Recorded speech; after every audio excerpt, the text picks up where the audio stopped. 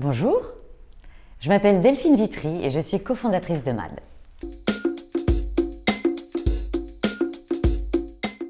Alors comme tous les ans maintenant, nous allons commencer dans quelques jours la diffusion d'une étude qui a été rédigée par les partenaires de MAD et qui comprendra 4 parties. Alors, cette année, elle est un peu particulière pour MAD parce que nous fêtons nos 15 ans. Voilà, Jean et moi, on a monté MAD en 2009, pas tout à fait dans un garage, mais pas très loin. Parce que nous étions vraiment convaincus à l'époque que nous pouvions accompagner les maisons de luxe en changeant très légèrement le regard sur cette industrie. Nous imaginions déjà les bénéfices d'une vision beaucoup plus client-centrique, même si honnêtement l'expérience client à l'époque, ça ne résonnait pas auprès de grand monde. Mais c'est intéressant de se souvenir qu'en 2009, et pour la première fois depuis des années d'ailleurs, l'industrie du luxe avait marqué une pause. Elle était secouée, comme le monde entier, par la crise de 2008. Alors la résilience du luxe faisait que les fondamentaux étaient toujours puissants, mais on sentait que c'était quand même important de commencer à revisiter certaines croyances et de challenger certains process. 15 ans après, on a parfois l'impression que rien n'a changé, qu'on est toujours avec les mêmes acteurs. Alors c'est peut-être vrai de loin, mais c'est totalement faux de près et dans le détail. Par exemple, on peut se souvenir qu'Hermès faisait un chiffre d'affaires d'1,9 milliard en 2009. Ouais, ils ont fait plus de 13 milliards l'année dernière. Et alors là, tout le monde pensait que vraiment on touchait un plafond, que les prix ne pourraient plus jamais monter, que la rareté des produits allait se perdre, etc. Bon. En 2024, on retrouve un petit peu ces quelques accents d'inquiétude sur ce fameux new normal, là, que serait celui d'une croissance un peu moins trépidante que ce qu'on a connu ces dernières années. Que les prix auraient également atteint des limites infranchissables, etc.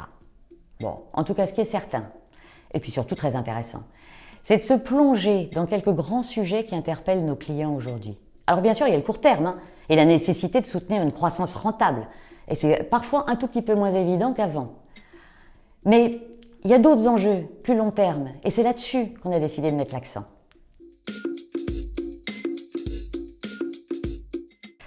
Alors le premier sujet que nous allons aborder, il est traditionnellement autour des talents. Et cette année, ça va être en particulier la question des modèles de compétences. Alors pourquoi ? D'abord parce que comment est-ce qu'on identifie et qu'on recrute les meilleurs talents ? Ensuite, comment est-ce qu'on les fait monter en compétences ?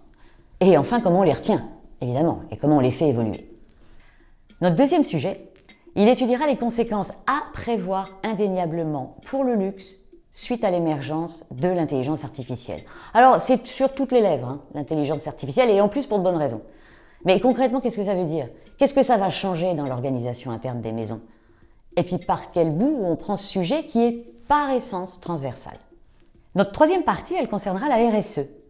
Car alors, si les prises de parole, les prises de position vis-à-vis de l'externe sont de plus en plus nombreuses et très bienvenues, notre constat, c'est qu'en interne, et qu'aux yeux du client qui pousse la porte d'une boutique, la route, elle est encore longue.